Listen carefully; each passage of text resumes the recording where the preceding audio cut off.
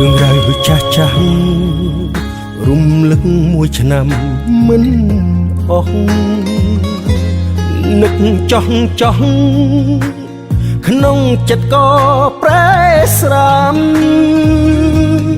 ចង់រត់ចេញឲ្យផុតពីអតីតកាលតែខួរក្បាលនៅតែមិនចាំនៅតែកត់ចំណាំទស្សនាជាផ្សែងនឹកគេណាស់ចង់អោបគេ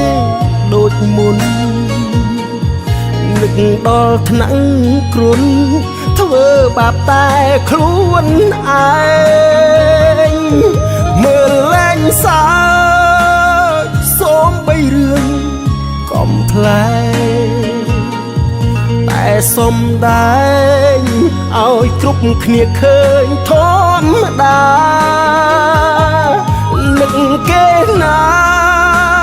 អបត្រឹមក្នុងយល់សពស្នេហាបានចប់តែឈឺមិនទៅណាលួចមើលមកគ្រប់ពេលដែលសោកកាថាពេលណាជួបគេម្ដងទៀត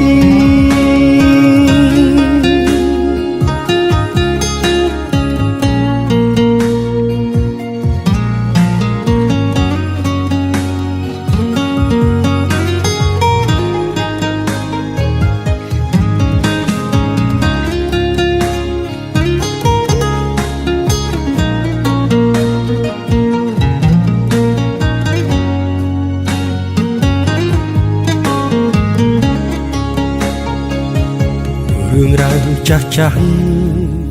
រំលឹកមួយឆ្នាំមិនអស់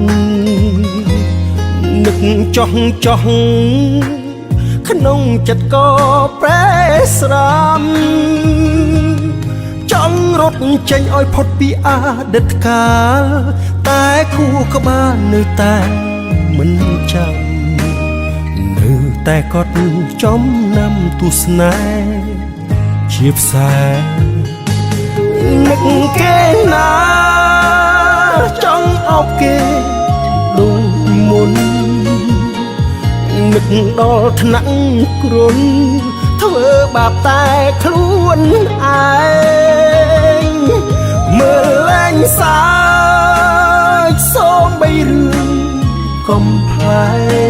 ងតែសុំដែរឲ្យគ្រប់គ្នាឃើញធម្មតាថានឹកគេណាអបត្រឹមក្នុងយល់សពស្នេហាបានចប់តែឈឺមិនទៅណាលួចមើលមក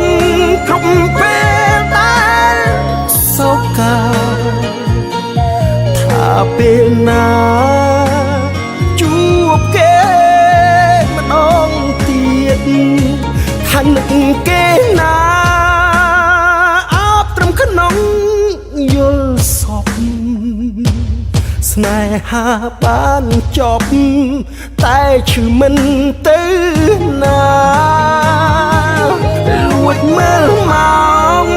គ្រប់ពេលដែលសោកកាថាពេលណាជួបគេម្ដងទៀតថាពេលណាជួបគេ